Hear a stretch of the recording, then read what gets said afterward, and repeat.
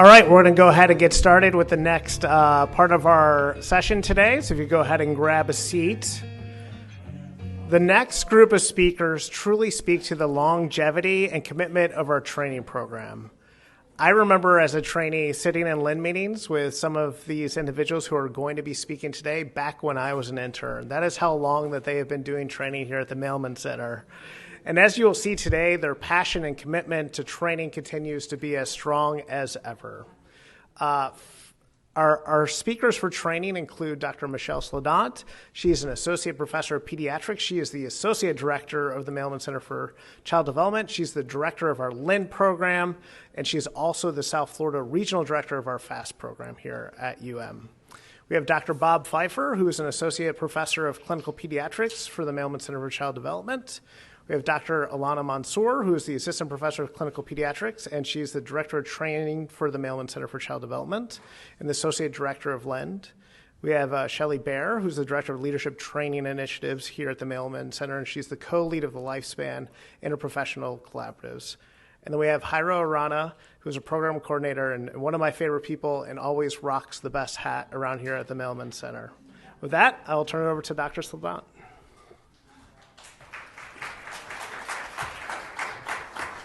Thank you, Dr. Gent.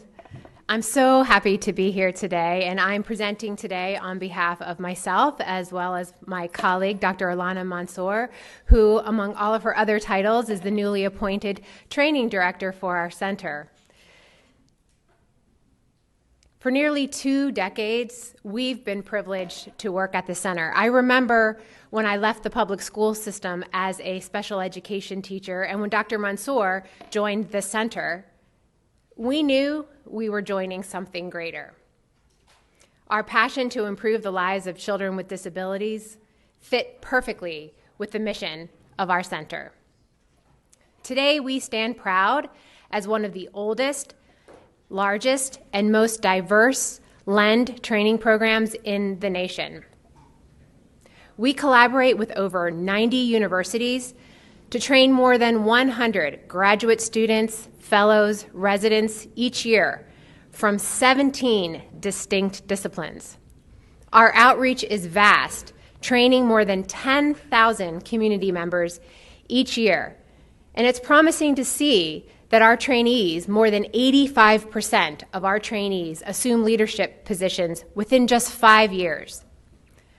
What is the secret to our success? It's our holistic vision. We believe in interprofessional networks, giving families a central voice, and developing leaders at all levels, including people with disabilities, their family members, and the larger community. Our mission isn't limited to clinical settings. We dive deep into the challenges that families face, from access to health care and food, to children's education and their overall well-being. As we look ahead, innovation and technology will be our tools to train even more individuals. To further highlight the journey and the impact of our training program, we've invited a panel and prepared some video testimonials, so let's dive into our story. As we journey into our center's pioneering training program, one key component remains central. It's interprofessional collaborations. As Dr. Armstrong mentioned earlier, gone are the days of professionals working in silos. Today, the synergy happens when professionals and families work together. That's where the magic happens. To dig deeper into our center's vision of interprofessional teamwork, I'm thrilled to announce Dr. Robert Pfeiffer and Dr. Kathy Gruss, who have been leaders and strong advocates for interprofessional collaborations. Dr. Pfeiffer was the center's Director of Audiology and Speech and Language Pathology Services for over 33 years. He's currently the Principal Investigator for our LEND Audiology Supplement, and he also co-chairs the University of Miami Disability Network Alliance Employee Resource Group. Please help me introduce Dr. Pfeiffer.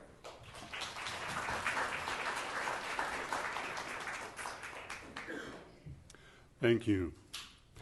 The Kennedy administration established the need for interprofessional, interdisciplinary care for children. But in the communities all throughout this country, that need was not really recognized until after the maternal rubella epidemic from 1964 through 1967. As these children grew older, professionals began to recognize that the most apparent disability may not be the only disability for these children. And in communities all throughout the country, professionals started coming together to work together for these children. But the issue was there was no training program to teach them how to talk to each other. Psychology has a different language than audiology. Speech-language pathology has a different language than nutrition. Physical therapy, different language, and you have the idea.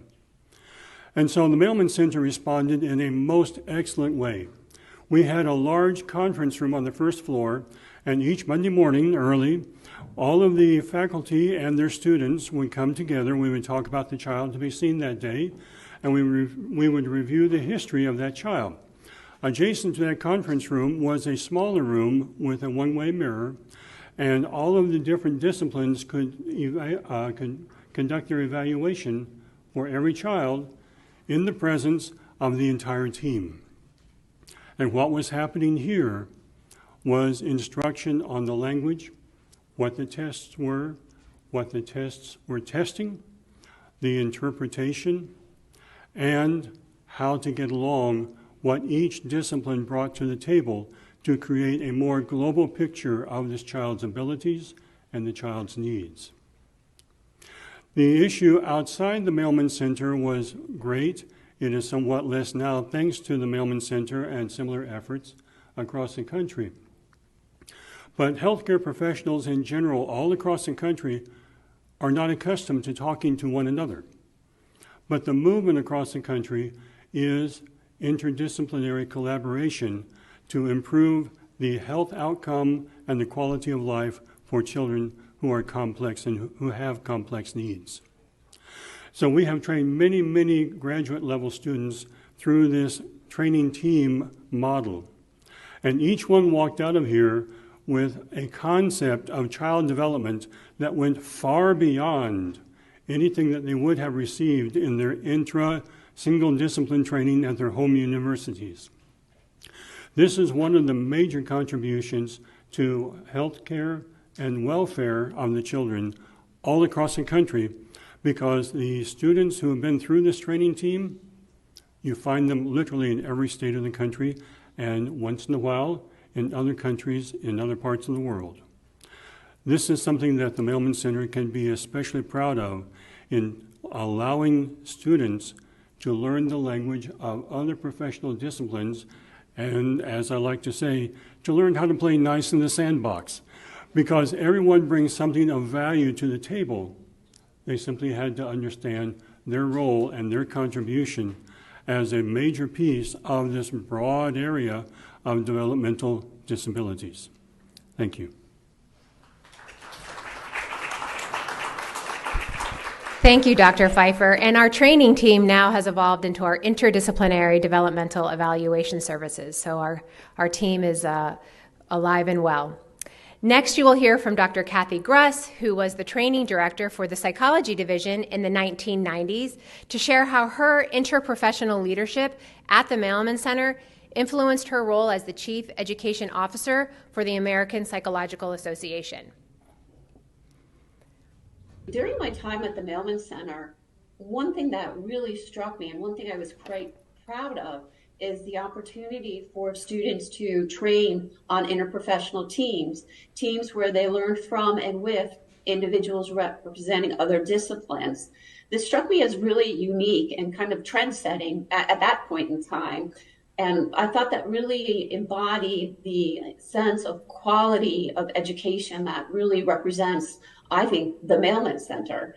And I took a lot from that experience to my current role with the American Psychological Association, where I've had the opportunity to serve with national groups such as the National Academy of Medicine to promote interprofessional training opportunities for psychology students, but also for other health professions.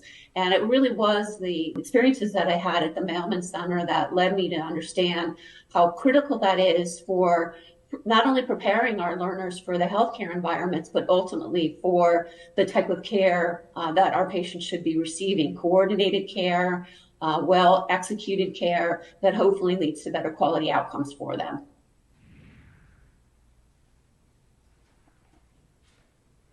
As our journey continues to explore the hallmarks of our training program, a cornerstone that stands out is the family professional partnership. This isn't merely a collaboration, it's a relationship that fosters mutual respect and understanding, that enhances the overall well-being and success of the children that we serve. To shed light on our center's vision of nurturing this bond in our training program, we're honored to introduce Dr. Paula Petrie, who served as the training director in the 1990s and who was also my predecessor, and Allie Walford from the Parent Education Network, and who is also a member of our advisory council. Their combined experience and expertise and passion have been instrumental in championing family professional partnerships.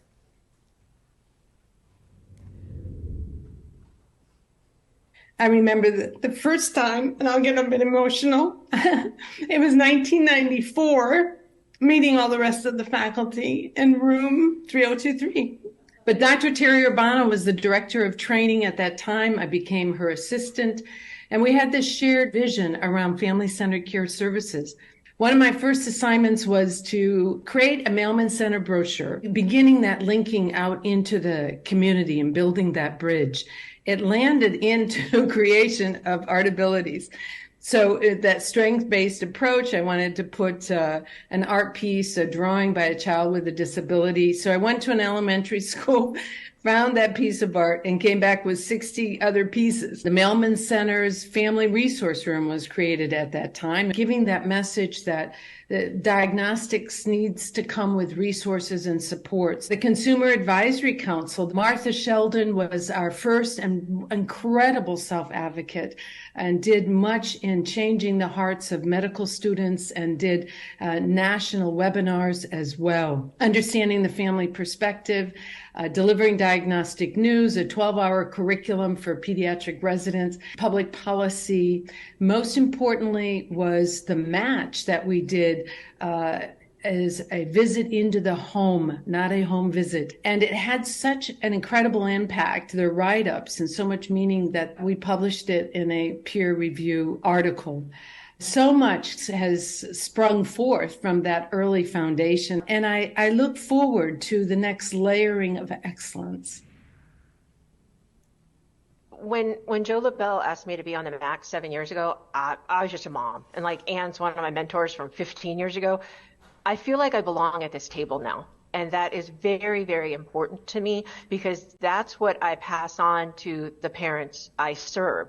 Both my husband and my sister-in-law went to UM. My mother-in-law worked there for 30 years. And I'm the first person on both sides of my family to go to college. I did not think I would go to college. For me, sorry guys, Anne knows I'm a crier. For me to sit at this table and for my son to have just earned his associates, I am so proud to feel like I belong at this table. And I think that's what we want all of our parents to have. And so growing that relationship, feeling very confident in being a PTI director, I mean, I couldn't even go to an IP meeting by myself. And now I support 12 counties. I really want to grow this relationship with UM even more, that as professionals, and Enrique, I know you're a parent, you're probably all parents, but really, really, really on the ground, in the schools, in the hospitals, in the Baker Act facilities, for you guys to hear from us the impact of the work that you're doing.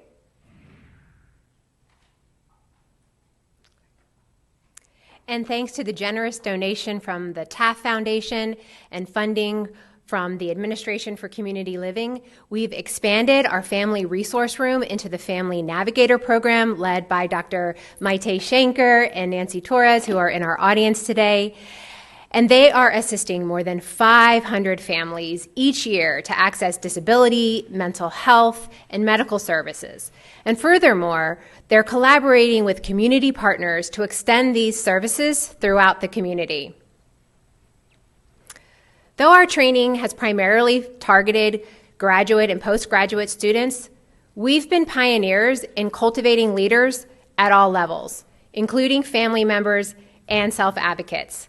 To highlight the evolution of our Pipeline Leadership Program, we've invited Ms. Shelley Bear and Jairo Arana to our panel.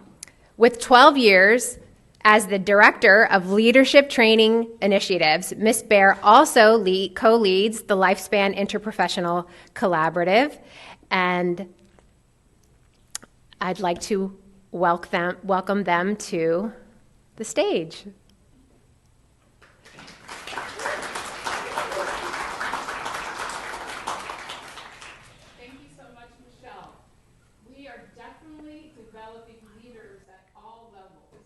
We have a pipeline and are growing future leaders beyond graduate students, as Michelle just said.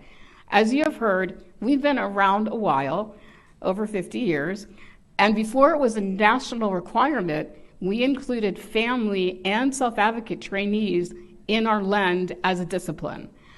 Our team noticed there was always that special trainee that stood out and we knew would do really impressive work in the disability community.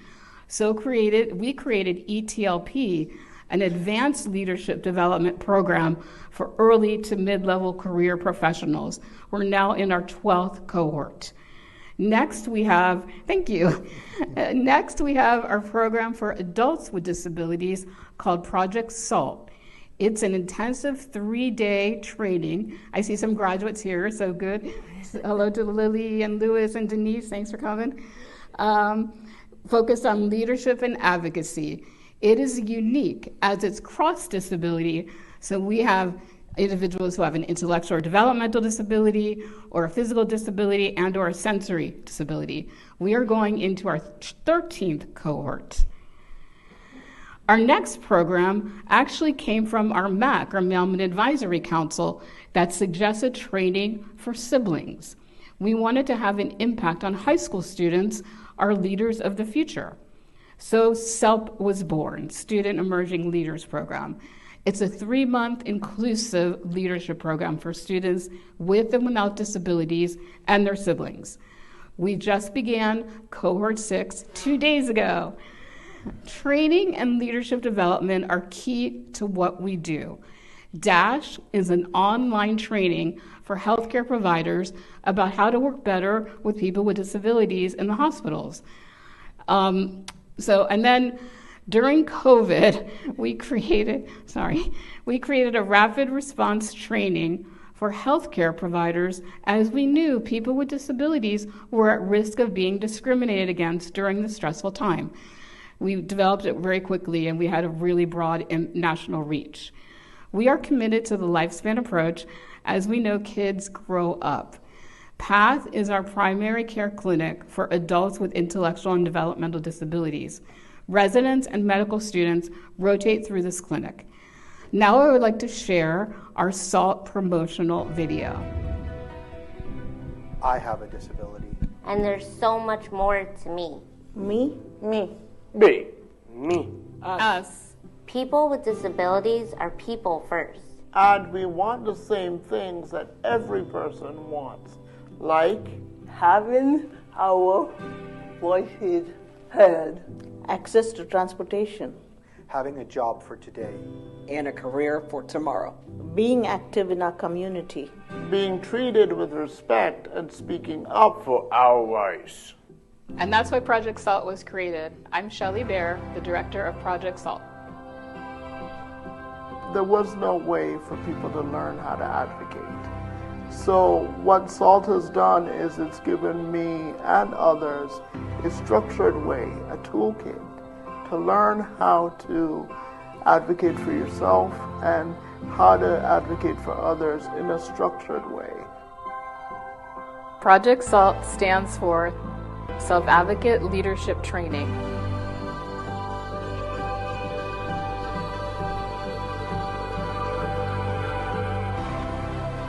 Our mission is to teach a leadership skills curriculum to individuals with disabilities so that they can learn strategies to advocate for themselves, others, and affect larger systems change.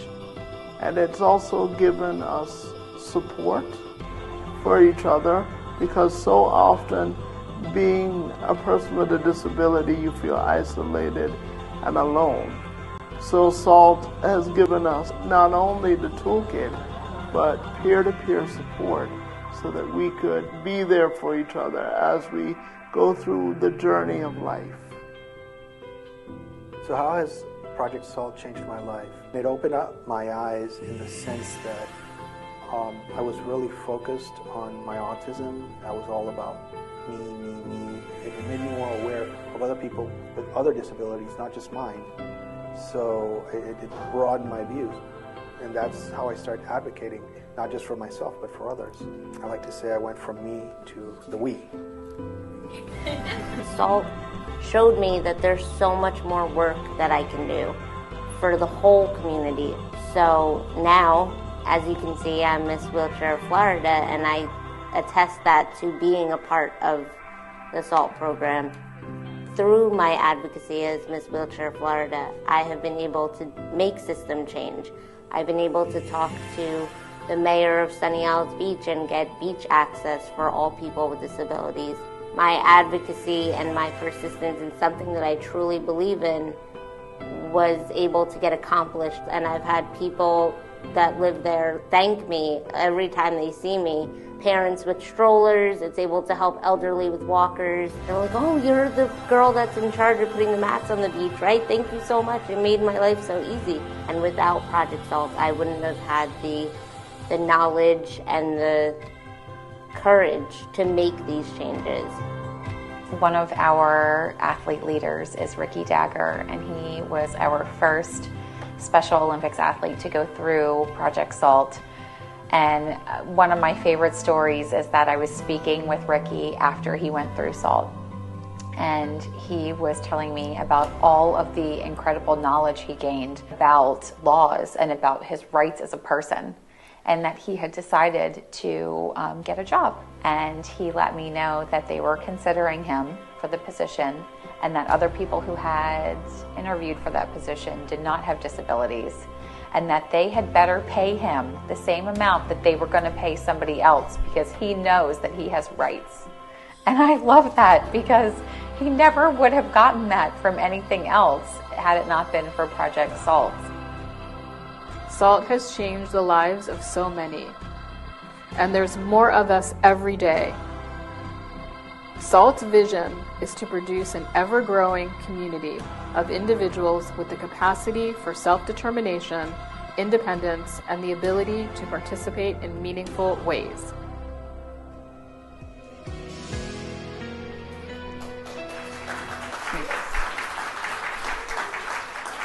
So, thank you. So now I'm honored to introduce Jairo Arana, Program Clinical Coordinator, my friend and colleague. And Jairo actually went through 3 of our pipeline leadership programs. So Jairo, tell us a little bit about how going through these leadership programs impacted you. Thank you very much, Shelley. How going through this pipeline leadership program impacted me.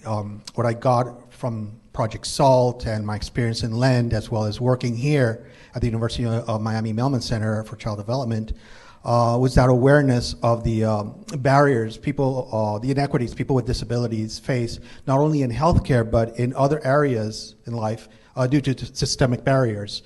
As I mentioned in the previous video, I was diagnosed with autism late in life, and that was very challenging. I learned to cope, but I also learned about the challenges, the barriers that people with disabilities, cross disabilities, face across the lifespan.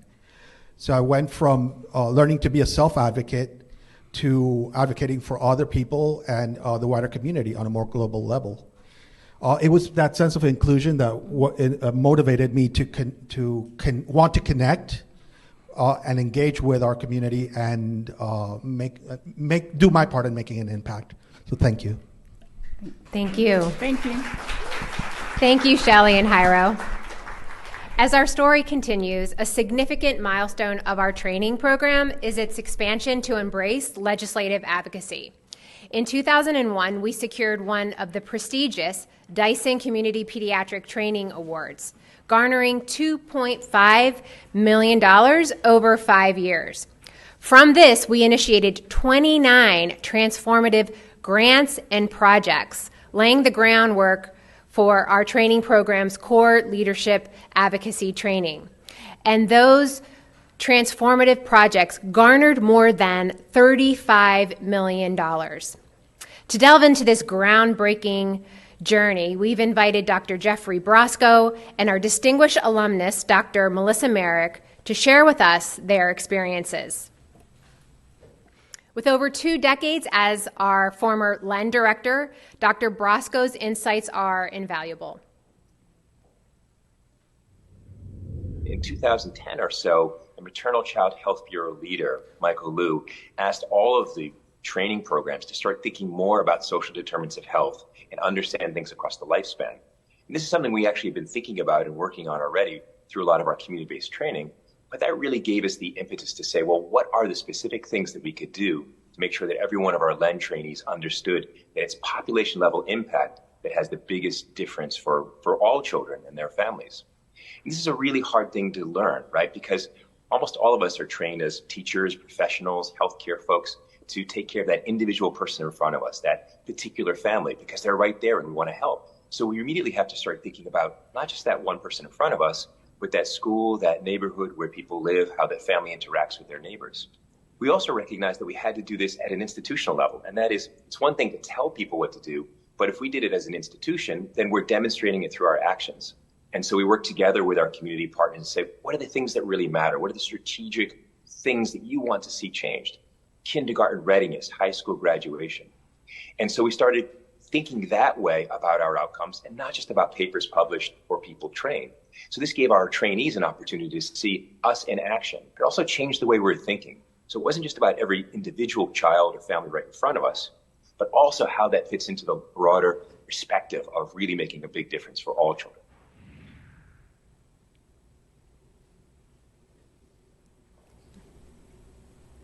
And finally, Dr. Merrick exemplifies our program's mission, now standing as a national leader and legislative advocate for our most vulnerable children. When I think about my time at Mailman, it really has set the foundation for everything I do now as a mom, as a psychologist, as the CEO of the nation's oldest and largest national nonprofit that focuses on preventing violence before it occurs. Really, I learned that these are problems that not every person or family can solve on their own, right? And it really opened my eyes to the responsibility that we have collectively. So I'll never forget, the family that came into my office at CPT coincided with being a new mom myself. Parents were young, didn't speak English, worked multiple jobs, were trying the very best they could. They had no family in Miami. And it struck me in that moment that this family was in crisis, right? But where had we missed this family? Where had our different sectors, our different disciplines, our different systems missed helping provide these families with what they needed, when they needed it, before they were in crisis? This truly is a public health approach, and that was the work that I was fortunate to do as CDC for about 10 years as a senior epidemiologist, and now nationally we do our work in partnership because we know that prevention can only happen in partnership, and I'm so thankful to the partnerships I still have with so many of my colleagues and friends at Mailman. So happy 50th Mailman, and I wouldn't be where I am today as a mom or as a professional without the training and learning that I did there in Miami. To culminate our 50-year training journey, we would like to spotlight a program that is very near and dear to my heart, and that's our assistive technology program, through a short video to illustrate how we are expanding our training through technology and outreach. The Mailman Center has been at the forefront of assistive technology advancements for those with disabilities through our outreach, academic teaching, and our research. Beginning with the tactile speech devices for children with hearing impairments, We later transitioned, thanks to an initial grant, to a pivotal $5 million federal grant for Project ABCs to build a pioneering online education training program that was really one of the first of its kind in the early 2000s. Today, our assistive technology FAST Lab offers more than 400 devices and trains more than 1,300 individuals annually. And we've cultivated a novel interprofessional, augmentative, and alternative communication clinic, bridging gaps by helping hundreds obtain crucial communication devices.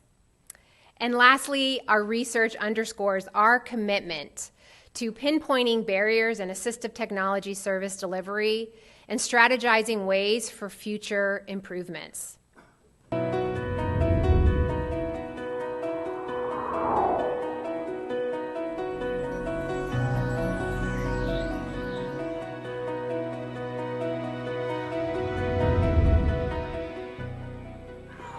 More, here you go. Over the past 25 years, the Mailman Center has been dedicated to improving lives for people with disabilities through assistive technology, through our community outreach, our academic teaching, our clinical service, and our research.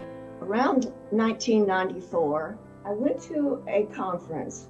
Part of it had to do with assistive technology. I was really interested. I came back to Mailman Center and I ended up applying and getting a grant with the Dr. John D. McDonald Foundation. We started our program by inviting people around the community at Mailman Center, and it was very successful. They all were really amazed at some of the things they found out. Our assistive technology program was actually one of the first training grants to extend our outreach out into the community.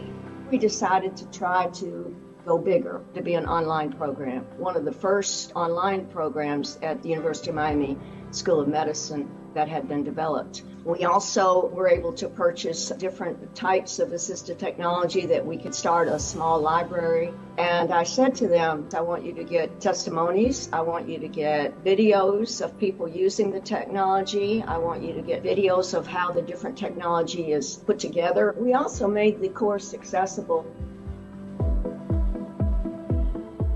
That's when we received funding to establish a regional demonstration center for the Florida Alliance for Assistive Services and Technology, also known as FAST. And initially, it felt like a daunting task, such as building the foundation of a skyscraper. Our main goal at the time was how could we best serve the wide range of AT needs in our community. So today, our FAST demonstration lab houses a comprehensive range of over 400 devices where UM faculty, staff, residents, and community members throughout South Florida can visit the lab for device demonstration and outreach services so that they can take better care of the patients and families that they serve. More than anything, FAST became the foundation that helped us expand the Mailman Center AT program from a community resource to a program that today can offer clinical services and professional development opportunities in AT. And as I reflect on how our program has grown throughout these years, from just 2 members to now having an entire team, it really does feel like that skyscraper is standing pretty tall. When I was a student myself, a graduate student in my speech therapy program, we didn't get the same supports that I probably needed working with assistive technology. So when I came back, I got in contact and just happened to meet someone who works at FAST, and through her she was able to teach me and support me. And thankfully through that process, when the opportunity came that a position opened up here, I was able to apply for this position to then allow myself to conduct those trainings that I once attended to help bring about that awareness of assistive technology. As one of the only interprofessional AAC clinics in South Florida, we receive referrals from across Florida and the Caribbean. The Mailman Center for the past 3 years has been helping Jorge find a voice. The AAC clinic has been extremely helpful throughout every step of the process, from his diagnosis to obtaining the AAC device and doing all the paperwork for that. It's been a life changer for all of us, and I'm very eternally grateful. Thank you. When it comes to AT use, device abandonment is a challenge. We think we can make a tremendous impact through early childhood educators. By taking part in this training, our local preschools can learn on the job how to use AT for better engagement, communication, and learning, and fostering a culture of inclusion where all students can belong. As a doctoral candidate at the University of Miami in special education and a former early childhood special education teacher, working with Step Up AT has allowed me to immerse myself into the world of assistive technology, allowing me to witness the entire life cycle of a research project. I remember falling in love with assistive technology when I was working with a student who couldn't communicate. And so I remember programming a device to say, "I love you, Mom." And when she walked in, he activated the device and told his mom that "I love you." And she started crying and said that that was the first time that she ever heard her son speak to her. And so through the work that we're doing here at the Mailman Center, we're not only helping that one mom, we're helping thousands and thousands of people to use assistive technology to help in their daily lives.